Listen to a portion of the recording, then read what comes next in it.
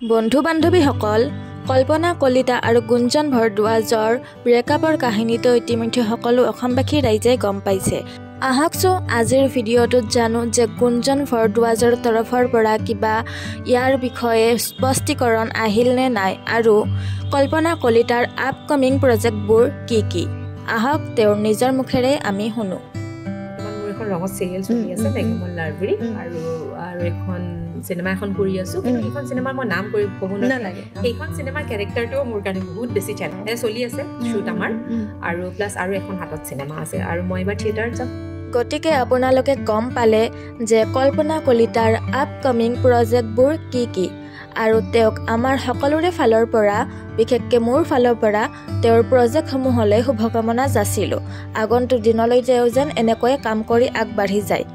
আৰু এতিয়া জানো আহক গুঞ্জন ভৰদ্বাজে তেওঁৰ ব্ৰেকআপৰ কাহিনীৰ কিবা স্পষ্টীকৰণ দিছে নে নাই।